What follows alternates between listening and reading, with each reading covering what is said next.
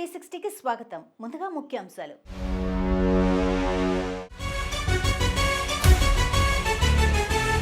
పేదల కోసం పోరాడినందుకు case, court ఎదుట హాజరైన మంత్రి సీతక్క.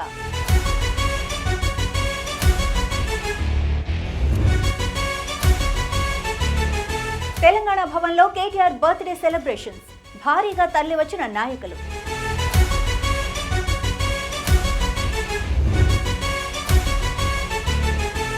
హరిహర వీరమల్లపై దారుణంగా ట్రోలింగ్, సీన్స్ పై మేకర్ షాకింగ్ డెసిషన్.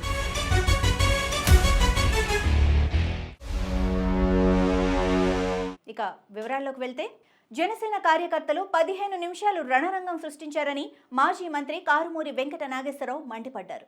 కారును అడ్డగించడంతో పాటు జెండాలు ఊపుతూ బీభత్సం సృష్టించి దుర్భాషలాడారని పేర్కొన్నారు. రాష్ట్రంలో ఎంతో మంది సినిమాలు రిలీజ్ అవుతున్నాయి, కానీ ఈ తరహా బీభత్సకాండ ఎక్కడా చూడలేదని ఆగ్రహం వ్యక్తం చేశారు.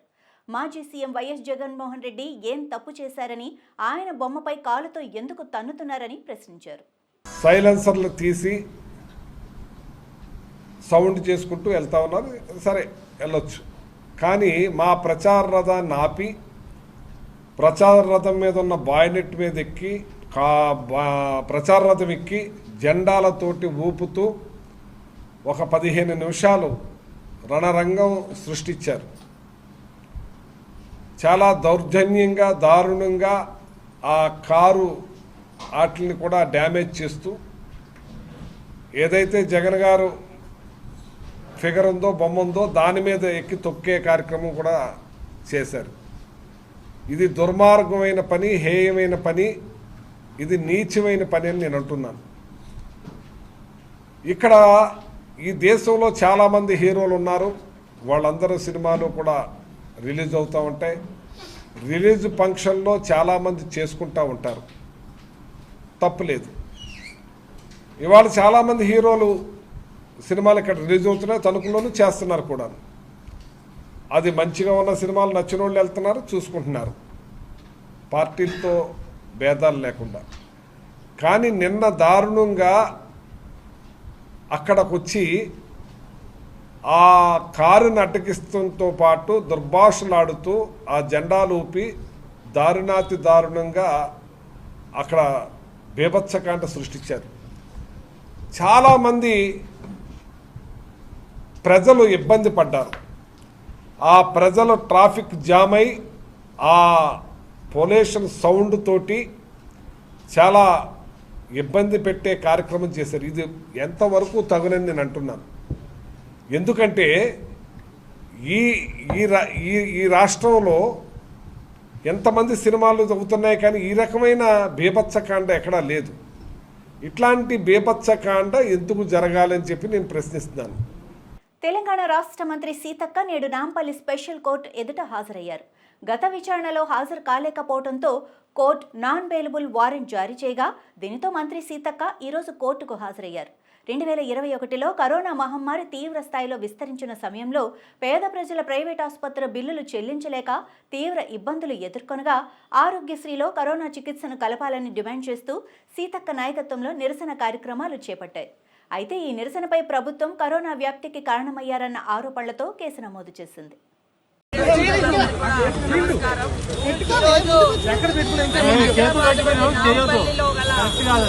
మనోరంజన్ కోర్టుకు నేను మా ఎన్ఎస్ఐ సోదరులు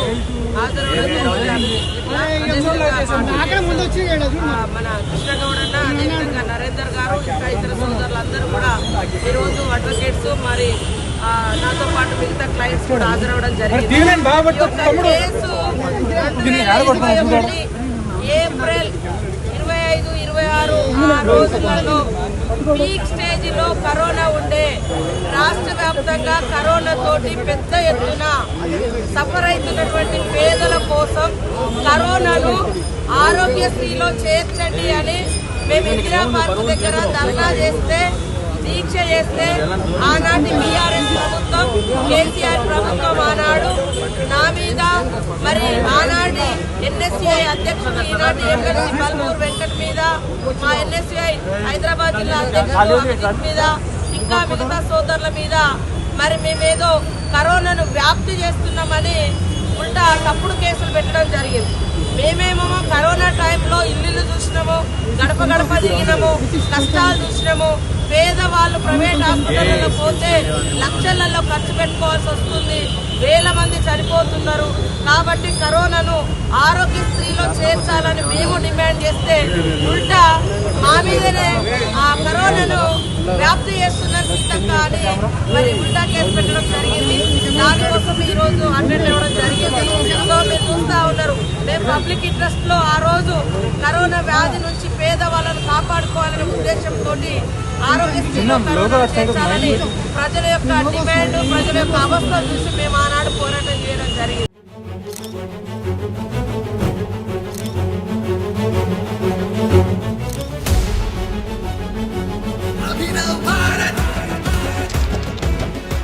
ఆడబిడ్డల పథకం అమలు చేయాలంటే ఏపీని అమ్ముకోవాలి అంటూ మంత్రి అచ్చెన్నాయుడు చేసిన కామెంట్స్పై మహిళా సంఘాలు, ప్రజా సంఘాల నేతలు తీవ్ర స్థాయిలో ఆగ్రహం వ్యక్తం చేశారు. ప్రతి ఆడబిడ్డకు నెలకు 1500 ఇస్తామని ఎన్నికల సమయంలో ఎలా చెప్పారని మండిపడ్డారు. సూపర్ 6 హామీలు అమలులో కూటమి ఘోరంగా విఫలమైందని విమర్శించారు. సూపర్ 6 హామీలను సక్రమమైన రీతిన అమలు చేయాలని డిమాండ్ చేశారు. ఏపీని అమ్మేయాలంటే ఒక రకంగా ఏదైతే వాళ్ళు వాగ్దానం చేశారో మహిళలకి అనేక సూపర్ 6 వాగ్దానం చేశారు. 15,000 ఇస్తామన్నారు, నీకు 15,000, నీకు 15,000, నీకు 15,000 ఆ ప్రచారం మనం అందరం ఆ వీడియో చూసాం. ఒక రకంగా ఇది వ్యంగ్యంగా అచ్చెన్నాయుడు గారు అన్నమంటే మహిళల్ని, ఆంధ్రప్రదేశ్ మహిళల్ని అవమానించడం. ఏపీని అమ్మేయాలంటే అంటే మీ కోరికలు, మీరు ఇచ్చిన హామీలేవి సూపర్ 6 మేము అడిగినవి కాదు. మీరు అంతకుముందు మీరు ఎలక్షన్లోకి రావాలి, గెలవాలి అన్న ఆతృతతో మీరు ఎలాంటి వాగ్దానాలు ఇచ్చారో, ఇప్పుడు ఎంత వాగ్దాన భంగాలు చేస్తున్నారో ప్రజలందరూ కూడా గమనిస్తున్నారు. అసంతృప్తితో ఉన్నారు, తిరుగుబాటు తత్వంతో ఉన్నారు. మీకు కూడా ఏదైతే గత ప్రభుత్వానికి మీరు ఇదయిందో అది ఖచ్చితంగా జరుగుద్ది. మీరు ఇంత మహిళల్ని అవమానపరుస్తూ అపహాస్యంగా, హేళనగా మాట్లాడడమే ఇది. ఏపీని అమ్మేయాలంటే అర్థం ఏంటి? హేళన చేయడమే, మహిళల్ని హేళన చేయడమే. మీరు అమలు చేయండి. మీరు ఏ హామీలు ఇచ్చారో సూపర్ 6 పథకాలన్నీ హామీ చెయ్యాలని చెప్పి మేము మహిళలుగా ఐక్య మహిళా సంఘాలు కూడా చెప్పి డిమాండ్ చేస్తున్నాం. మహిళలకు అనేకమైన వాగ్దానాలు చేయడం జరిగింది. దానిలో భాగంగానే సూపర్ 6 పథకాలని అమలు చేస్తామని చెప్పేసి అన్నారు. దానిలో భాగంగానే 19 సంవత్సరాలు దాటిన దగ్గర నుంచి 69 సంవత్సరాలు ఉన్న మహిళలకి 1500 ఇస్తామని చెప్పి ఆ రోజు చంద్రబాబు నాయుడు గారు, ఈరోజు మాట్లాడిన అచ్చెన్నాయుడు గారు కూడా ఆ రోజు వాగ్దానం చేయడం జరిగింది. అంటే ఈరోజు మహిళలకు 1500 ఇస్తే మేము రాష్ట్రాన్ని అమ్ముకోవాలని చెప్పేసి ఆయన కామెంట్ చేయడం చాలా సిగ్గుచేటైన విషయం. ఇదే చంద్రబాబు నాయుడు గారు, ఇదే అచ్చెన్నాయుడు గారు ఈరోజు ఆయన కొత్తగా రాజకీయాల్లోకి వచ్చారా? అంటే గత ఎప్పుడో ఉన్న ఈ రాష్ట్రంలో ఎన్ని అప్పులు ఉన్నాయి, ఎలా మనం ఈ 6 పథకాలు ఎలా అమలు చేయగలమనే ఆలోచన లేదా మీకు అని చెప్పి మేము ప్రశ్నిస్తున్నాం. జగన్మోహన్ రెడ్డి గారు ఇచ్చిన హామీల వల్లే మరి అప్పుల పాలైపోతుంది రాష్ట్రం అని చెప్పిన ఈ చంద్రబాబు నాయుడు గారు మరి ఎందుకు హామీ ఇచ్చారు? ఎన్నికల ముందు మిమ్మల్ని ఏమన్నా ఈ మహిళలు వచ్చి మీకు మాకు 1500 ఇవ్వండి, లేకపోతే ఉచిత బస్సు ఇవ్వండి అని చెప్పి ఏ ఒక్కరు కూడా అడగల. కానీ మీరే వాగ్దానం చేసి ఈరోజు ఏ ఒక్కటి కూడా సరిగా అమలు కాని పరిస్థితి మనం చూస్తున్నాం. ఉచిత బస్సు దాదాపు 13 నెలలు అవుతుంది మీరు వచ్చి, ఇంతవరకు కూడా దాన్ని అమలు చేసే పరిస్థితి లేదు. ఒకవేళ అమలు చేసినా దానికి ఎన్ని లింకులు పెడతారనేది కూడా మనం చూస్తాం. అలాగే పిల్లలకు ఫీజులు కానీ ఏదైనా సక్రమంగా ఒక్క హామీ కూడా ఇంతవరకు అమలు కాకపోగా మహిళలకు ఇచ్చే 1500 కోసం రాష్ట్రాన్ని అమ్ముకోవడం అనేది చాలా సిగ్గుచేటైన విషయం. ఆ మాటని అచ్చెన్నాయుడు గారు వెనక్కి తీసుకోవాలి. అలాగే మీరైతే ఎన్నికల వాగ్దానంలో భాగంగా సూపర్ 6 పథకాలు అమలు చేస్తామని ఇచ్చిన వాగ్దానంలోని ఈ 1500 ఉంది కనుక మీరు ఖచ్చితంగా మహిళలకు ఆ 1500 ఇచ్చే విధంగా మీరు ఆ పథకాన్ని వెంటనే అమలు చేయాలని చెప్పేసి మేము మహిళలుగా డిమాండ్ చేస్తాం. సంక్షేమ పథకాలు సూపర్ 6 అని చెప్పారు. ఈ ప్రభుత్వం, కూటమి ప్రభుత్వం ఇస్తామని చెప్పి మహిళల్ని మోసం చేశారు. ఆ సూపర్ 6 మీదే ఆధారపడి మహిళలు ఓట్లు వేశారు. కానీ ఈరోజు ఆ సూపర్ 6 పథకాలు అవలంబించే పరిస్థితులు లేరు. ఆ సూపర్ 6 ఎందుకు పెట్టారు అని చెప్పేసి మేము అడుగుతున్నాం. ఈరోజు మేము డబ్బులు ఇవ్వలేము, మేము ఆంధ్రప్రదేశ్ అమ్మేయాలి అని అన్నప్పుడు అది ముందు తెలియదా? వీళ్ళు అందులో చంద్రబాబు నాయుడు గారు అంతకుముందు ముఖ్యమంత్రిగా 12 సంవత్సరాలు చేసిన ఆయన ఈరోజు ఈ కూటమికి తెలియదా డబ్బులు ఉన్నాయా లేవా అన్నది తెలియకుండానే ప్రజలను మోసం చేయడానికి, మహిళలను మోసం చేయడానికి ఈ సంక్షేమ పథకాలు పెట్టారా? నిజామాబాద్ జెడ్పీ చైర్మన్ స్థానాన్ని కైవసం చేసుకుంటామని ఎంపీ ధర్మపురి అరవింద్ అన్నారు. తెలంగాణలో బీజేపీలో అంతర్గత కుమ్ములాటలపై ఆయన స్పందించారు. బండి సంజయ్ ఈటెల రాజేందర్ వ్యవహారంపై న్యూట్రల్ ఎంక్వైరీ కమిషన్ వేయాలన్నారు. పాత కొత్త అధ్యక్షునిపై హైకమాండ్ జోక్యం చేసుకోవాలని కోరారు. ఇక ఇదే అంశానికి సంబంధించి మరింత సమాచారం మా ప్రతినిధి శ్రీనివాస్ అందిస్తారు. తెలంగాణ రాజకీయాల్లో ముఖ్యంగా బీజేపీ గురించి మాట్లాడితే కనుక చాలా కోల్డ్ వార్ నడుస్తుందని చెప్పొచ్చు. బండి సంజయ్ వర్సెస్ ఈటల రాజేందర్ అనే అంశం ప్రస్తుతం తెర మీదకి వచ్చింది. దీనిపైన కూడా నిజామాబాద్ ఎంపీ ధర్మపురి అరవింద్ సైతం స్పందించారు. ఒకవైపు పార్లమెంట్ సమావేశాలు జరుగుతున్న నేపథ్యంలో ఆయన అయితే మాట్లాడారు. కీలకంగా కొన్ని వ్యాఖ్యలు కూడా చేశారు. ముఖ్యంగా కాంగ్రెస్ సంబంధించి ఇన్ని రోజులు మాట్లాడని బీసీ రిజర్వేషన్ గురించి ఇప్పుడెందుకు మాట్లాడుతుంది, ఏదైనా ఉంటే సుప్రీంకోర్టులో దీని గురించి కొట్లాడాలని చెప్పి ఒకవైపు ఆయన చెప్పారు. దీంతో పాటు కూడా సొంత పార్టీలో ఏదైతే నడుస్తూ ఉందో, ముఖ్యంగా ప్రస్తుతం నడుస్తున్నటువంటి బండి సంజయ్ వర్సెస్ ఈటల రాజేందర్ అంశంలో కూడా ఒక కమిటీ వేయాలి అన్నట్టుగా కూడా ఆయన చెప్పారు. మరి పాత కొత్త అనే అంశం మాట్లాడుతున్నారు అధ్యక్షుల విషయంలో. హైకమాండ్ దీనిపైన దృష్టి సాధిస్తే బాగుంటుందని చెప్పి ఆయన చెప్పినటువంటి నేపథ్యం. మరొక వైపు చాలా రోజులుగా కూడా ఏదైతే ప్రస్తుతం నడుస్తున్నటువంటి రాజకీయ కోణంలో చూసుకుంటే రాజాసింగ్ సైతం కూడా తన సభ్యత్వాన్ని రాజీనామా చేసినటువంటి ప్రక్రియ, ఆ రాజీనామా చేయడం ఆయన మనస్తాపం చెందాడు కానీ బీజేపీ పార్టీ నుంచి వెళ్ళిపోలేదు సభ్యత్వం అన్నట్టుగా చెప్తున్నారు. ఇప్పటికైనా ఒక మిస్ కాల్ ఇస్తే బీజేపీ పార్టీలో ఆయన చేరుతారు అనే ఒక ఆశాభావం అయితే వ్యక్తం చేశారు. దాంతోపాటు నిజామాబాద్కి సంబంధించినటువంటి జెడ్పీ చైర్మన్ పదవిని కూడా ఖచ్చితంగా ఈసారి బీజేపీ కైవసం చేసుకుంటుందని చెప్పారు. ఏదైతే ప్రస్తుతం నడుస్తున్నటువంటి ఎలక్షన్స్ కూడా దగ్గరకు వస్తున్నాయి, ఒకవైపు జెడ్పీటీసీ, ఎంపీటీసీ ఇట్లాంటి స్థానిక సంస్థల ఎన్నికలు సైతం దగ్గరకు వస్తున్న తరుణంలో కూడా బీజేపీ కార్యకర్త చాలా ప్రధాన బలంగా ఆయన సూచించినటువంటి నేపథ్యం. చాలా రోజులు ఆయన గ్యాప్ వచ్చింది అని చెప్పి మౌనం వీడారని, మౌనంలో ఉన్నారు ఇన్ని రోజులు అని చెప్పినటువంటి అరవింద్ ఇక్కడ నడుస్తున్నటువంటి పార్లమెంట్ సమావేశాల సందర్భంగా కూడా ఆయన మాట్లాడిన మాటలు కూడా ప్రస్తుతం దీనికి సంబంధించి తెలంగాణ రాష్ట్ర రాజకీయాల్లో కొన్ని ముఖ్యంగా ఎంపీ ఎవరైతే ఉంటారో ఉన్నటువంటి బీజేపీ ఎంపీలు సైతం కూడా ప్రతి ఎంపీ 2 నియోజకవర్గాల్లో బాధ్యతలు ఇస్తే మరింత సమర్థవంతంగా పనిచేస్తారు. ఒకవేళ ఎవరైతే సమర్థవంతంగా ఫలితాలు రాకుండా పనిచేస్తారో అట్లాంటి వాళ్ళపైన వేటు సైతం వేయాలి అని చెప్పేసి ఆయన సూచించిన నేపథ్యం. ఏదైనా బీజేపీ పార్టీ క్రమశిక్షణ కలిగిన పార్టీ, మరి ఇట్లాంటి కుమ్ములాటలు ఎందుకు జరుగుతున్నాయని చెప్పి చాలా మట్టుకు అయితే ఒక చర్చ నడుస్తూ ఉంది. దీనిపైన హైకమాండ్ ఎట్లాంటి నిర్ణయాలు తీసుకుంటుందో, మరి త్వరలో ఎన్నికలు సైతం వస్తున్నాయి. ఈ ఎన్నికలు సైతం ముందుకెళ్లాలంటే ఐకమత్యంగా ఉండాల్సినటువంటి అవసరం ఉంది. మరి ఎట్లా చేస్తారు ఏంటి అని కూడా ప్రజలందరూ చర్చించుకున్నటువంటి సందర్భం అయితే కనిపిస్తూ ఉంది.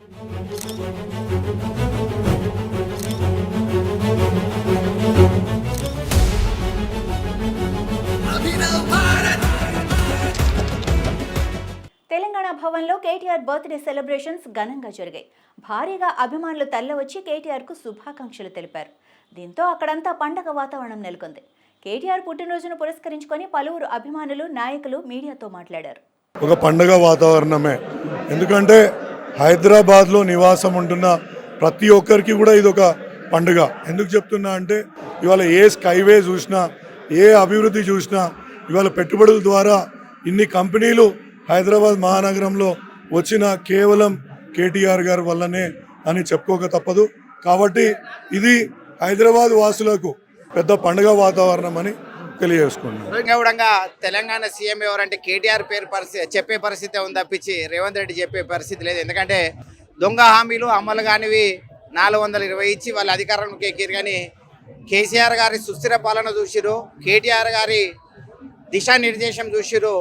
ముందు తెలంగాణ ఇక ముందు బాగుపడాలంటే కేసీఆర్ గారు, కేటీఆర్ గారు ముఖ్యమంత్రులు అయితేనే సాధ్యం, కానీ వేరేళ్ళతోటి కాదండి అని చెప్పి సుస్పష్టమైంది. కాబట్టి ఈరోజు తెలంగాణ భవన్లో పండుగ వాతావరణం నెలకొంది. ఒక ముఖ్యమంత్రి బర్త్డే ఎట్లా జరుగుతుందో దానికంటే గ్రాండ్గా జరిగింది. మీరు ఇన్ని చెప్తారు, రేవంత్ రెడ్డి గారు మాత్రం 70 ఏళ్ల స్వతంత్ర భారతంలో రైతులకు న్యాయం చేసింది కాంగ్రెస్, పేదలకు న్యాయం చేసింది కాంగ్రెస్, ప్రతి ఒక్కరికి ఇందిరమ్మ ఇల్లు ఇచ్చింది కాంగ్రెస్ అని చెప్తారు. కరెక్టే, ఇందిరమ్మ ఇండ్లు ఇచ్చింది, రేషన్ కార్డులు ఇచ్చింది, అన్ని ఇచ్చింది. కాబట్టి ఆ యూరియా బస్సులకు చెప్పులు మళ్ళీ అప్పట్లేక కాంగ్రెస్ పాలన తెచ్చిండు.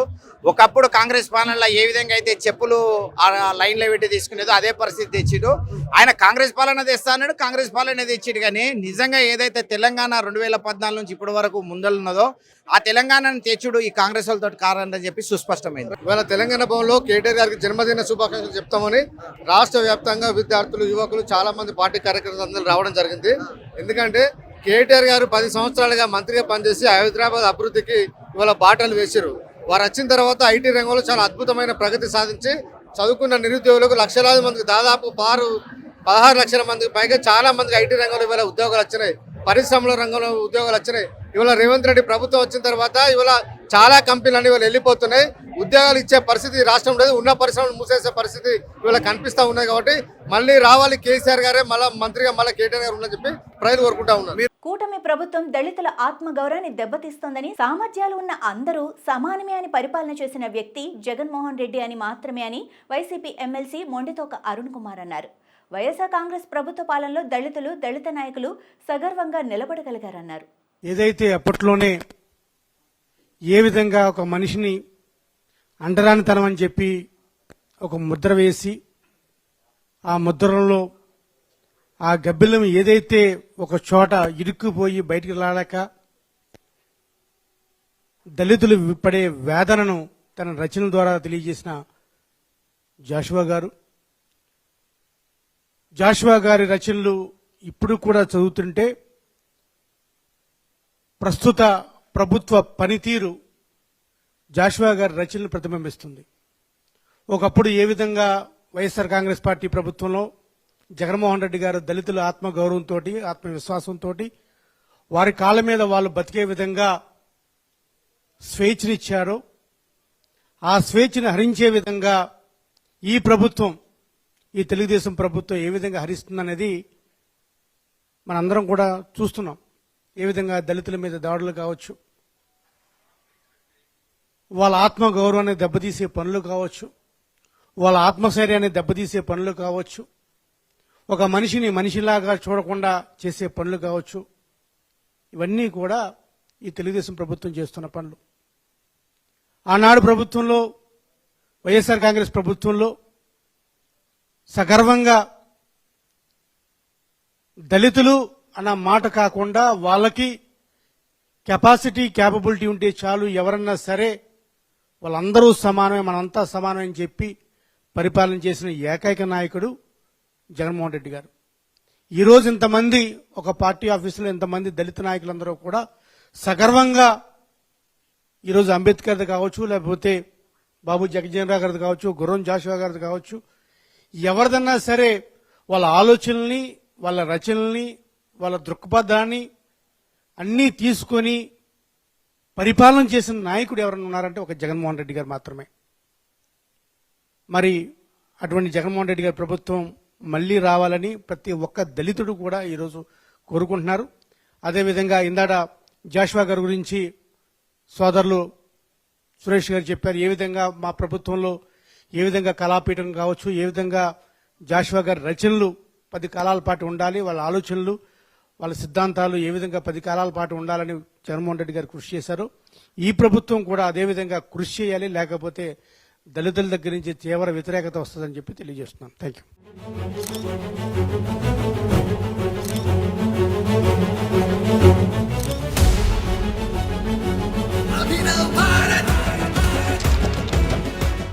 పవర్ స్టార్ పవన్ కళ్యాణ్ నటించిన హరిహర వీరమల్లు సినిమాపై కొందరు వైసీపీ నాయకులు తప్పుడు ప్రచారం చేస్తున్నారని పవన్ కళ్యాణ్ అభిమానులు ఘాటుగా స్పందించారు.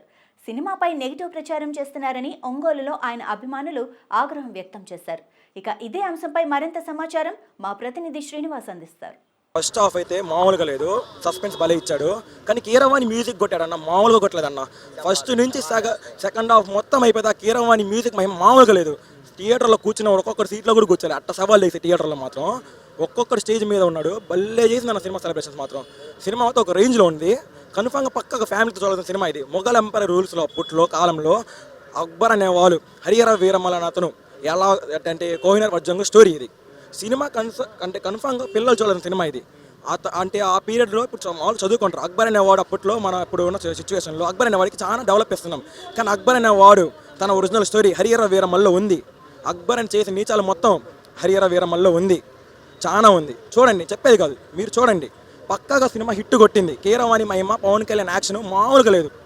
సూపర్ అన్న. ఎట్లా ఉంది సినిమా గురించి మీరు ఏం చెప్తారు? అసలు నాకు చెప్పడానికి అయితే మాటలు లేవు. ఒక ముక్కలా చెప్పాలంటే పవన్ కళ్యాణ్ బెస్ట్ కెరీర్లో the movie of the industry of super hit అంతే. కొట్టేసింది బ్లాక్ బ్లాస్టర్. రేపు నుంచి కాలు రెగరేసుకొని చెబుతాం పవన్ కళ్యాణ్ కల్ట్ ఫ్యాన్స్ అంటే ఏంటో అని. హరిహర వీరమల్లు సినిమా రిలీజ్ కాకముందు చాలా మంది వైసీపీ వాళ్ళు సినిమా రిలీజ్ అయిన నిమిషానికి సినిమా ఫ్లాప్ అంటున్నారు. దాని ఉద్దేశం ఏంది అంటే నెగిటివ్గా స్ప్రెడ్ చేద్దామన్నా వాళ్ళకన్నా ఉద్దేశం ఉందా? లేదు.